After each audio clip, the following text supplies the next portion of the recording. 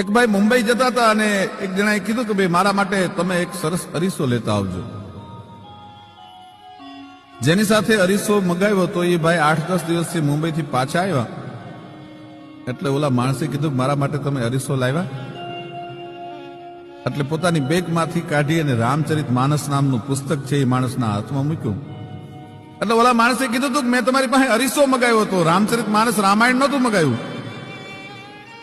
ત્યારે રામાયણ લાવનાર માણસે બહુ સરસ વાત કરી હતી કે એ અરીસામાં તો કદાચ તારો ચહેરો દેખાશે, એ અરીસામાં કદાચ ફૂલ સાઈઝ નો હોય તો તને તારું આખું શરીર દેખાશે,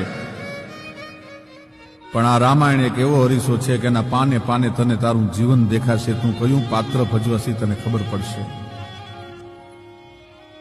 દાસ કેવો હોય, દીકરો કેવો હોય, પતિ કેવો હોય, બાપ કેવો હોય, એક એક પાત્ર રામાયણના લ્યો તમે.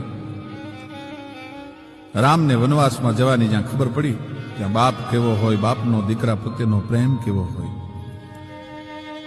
એ જી શ્રાવણે પડી વાત ને મારો રામ ગયો વનવાસ રે, જ્યાં મારો રામ ગયો વનવાસ, ત્યાં તો દશરથ રાજાએ એ દેહને ત્યાગ્યો ને છોડી જીવવાની આશ, બનું પિતા તો બનું જેવો, એ હતો રાજા રામને જેવો, એ બનું પિતા તો બનું એવો, એ હતો રઘુવીર ને જેવો.